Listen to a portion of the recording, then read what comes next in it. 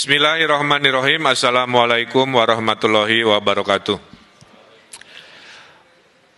Rekan-rekan media yang kami banggakan, saya bersama Forum Komunikasi Pimpinan Daerah Provinsi Jawa Barat baru saja selesai melakukan video conference dengan 5 kepala daerah, yaitu Bupati Kabupaten Bogor, Wakil Wali Kota Bogor, Wali Kota Depok, Wali Kota Bekasi, dan Bupati Kabupaten Bekasi.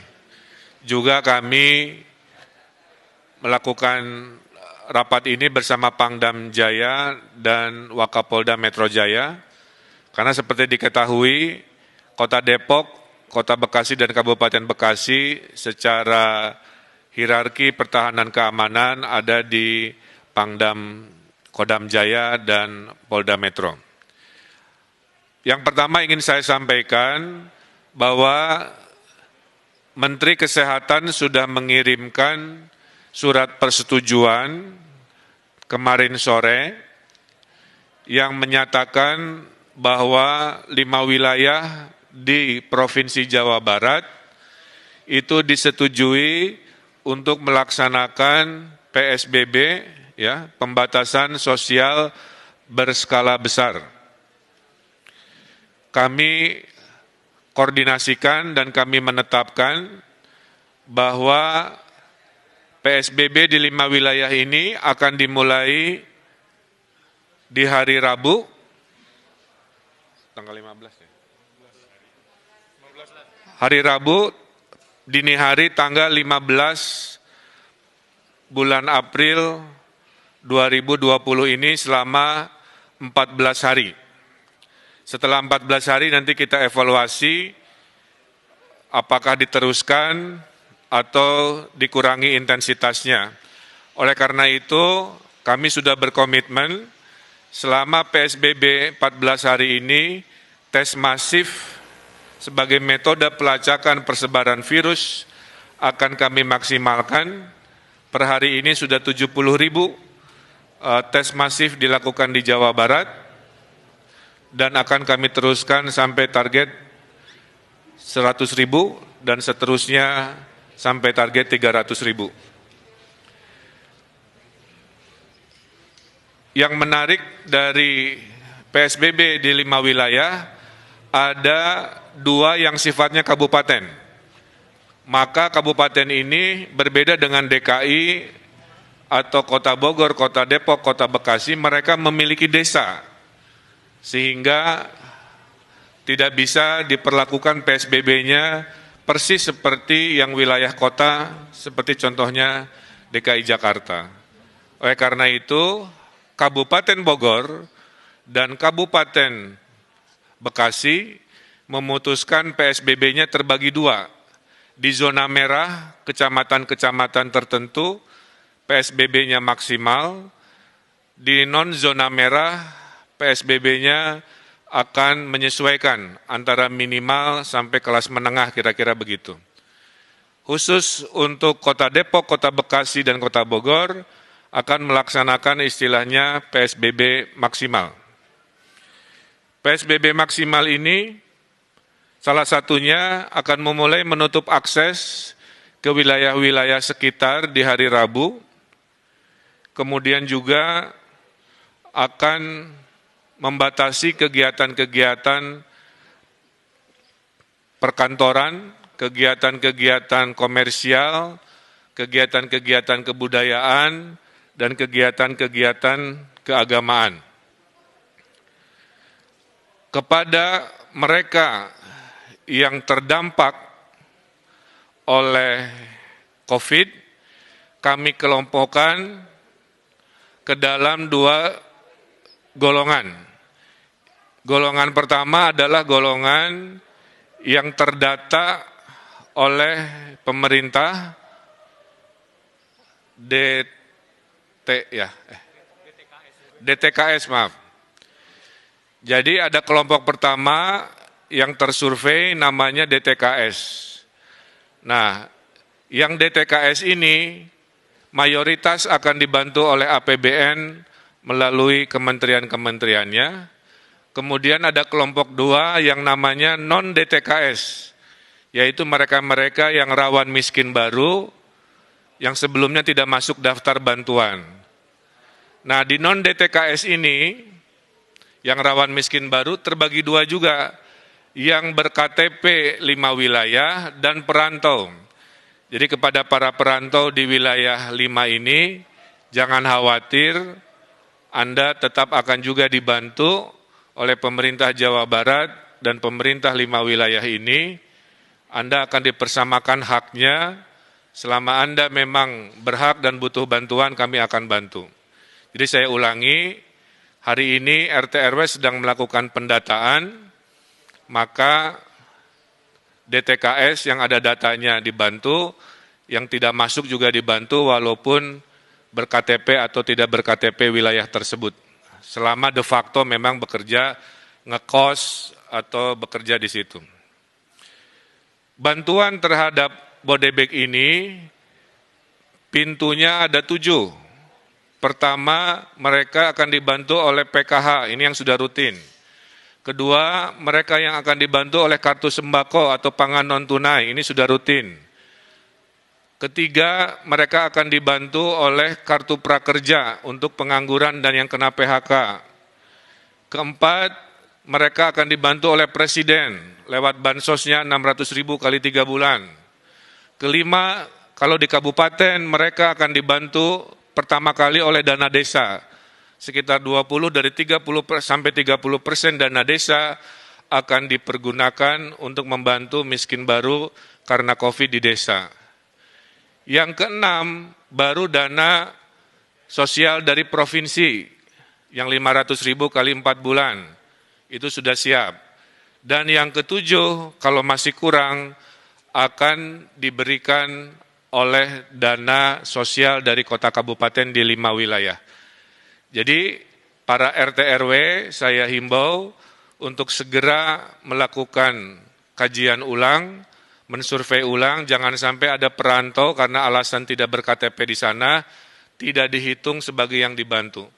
Selama ekonominya memang susah dan perlu bantuan, itu perlu kita bantu. Tidak boleh ada orang warga Indonesia yang kelaparan di tanah Jawa Barat, siapapun itu insya Allah kami bantu. Bantuan itu datangnya bervariasi waktunya. Bantuan dari provinsi insya Allah di hari Rabu Kamis pada saat diberlakukan PSBB, bantuan sembako, logistik, dan tunai sudah bisa dikirimkan di daerah Bodebek. Menyusul seminggu kemudian menurut laporan bantuan dari pemerintah pusat. Kira-kira begitu, itu juga akan didistribusikan. Terakhir, dari sisi bantuan, Jawa Barat akan menghadirkan gerakan nasi bungkus atau disingkat Gasibu, ya, gerakan nasi bungkus Gasibu. Gerakan nasi bungkus ini adalah jika bantuan sosial yang jumlahnya 7 masih ada yang terlewat, ada orang-orang lapar di jalan, di RW-RW, minimal perutnya tidak kosong, akan ada dapur umum di kelurahan-kelurahan di 5 wilayah yang akan membagikan nasi bungkus kepada mereka yang kelaparan. Kami mohon, disinilah sila ketiga persatuan Indonesia kita harapkan, maka kepada mereka yang mampu menyumbang makanan atau nasinya atau apa, silahkan koordinasikan dengan RW masing-masing untuk membantu kesetiakawanan sosial kepada mereka yang mungkin tidak termasuk atau terlewat oleh bantuan formal dari pemerintah. Jadi di Jawa Barat insya Allah dijamin tidak ada mereka yang berkesusahan yang tidak dibantu oleh bantuan pemerintah baik formal maupun non-formal.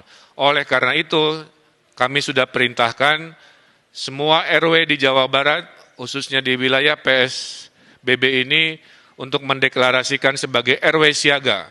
RW siaga yang melaporkan mereka yang perlu dibantu, RW siaga yang melaporkan jika ada kedatangan tamu yang perlu diwaspadai, dan RW siaga yang mendata dengan seadil-adilnya data.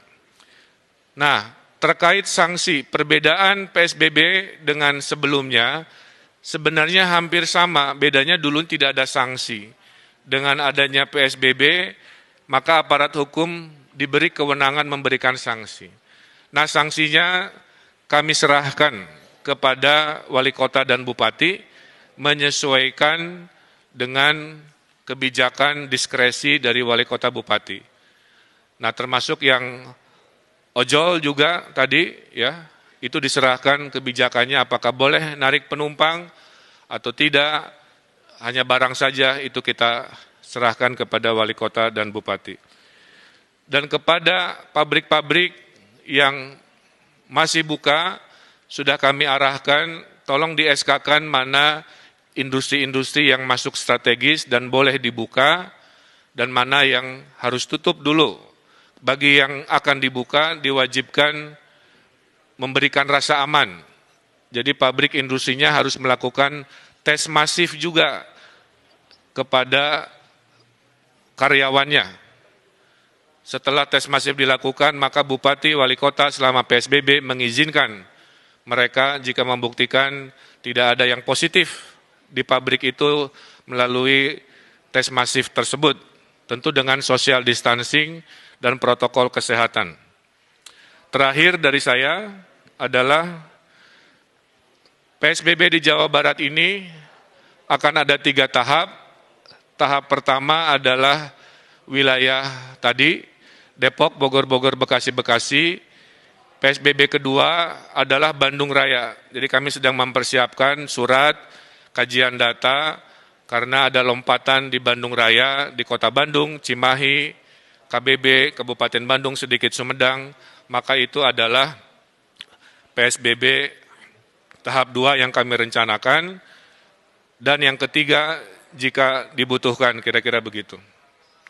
Nah, Bapak Ibu yang saya hormati, saya tutup dengan sebuah semangat bahwa penyakit COVID-19 ini ada 3 benteng pertahanan.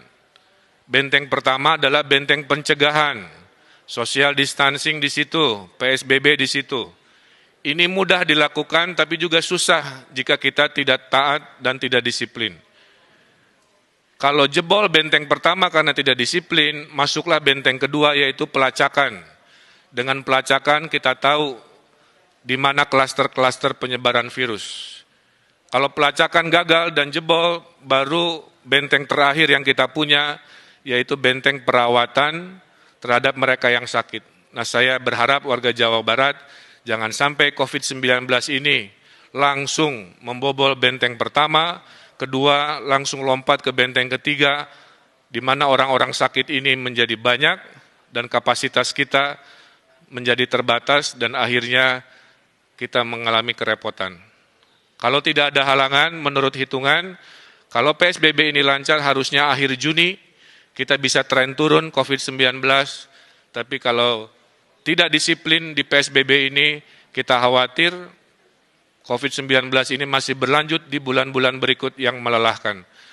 Dan saya juga menghimbau kepada TNI Polri untuk memberikan tindakan tegas kepada provokator-provokator selama PSBB ini, baik provokator dengan berita bohong di media-media sosial maupun vandalisme-vandalisme yang mengajak anarkis, itu juga sudah dilakukan tindakan-tindakan yang tegas.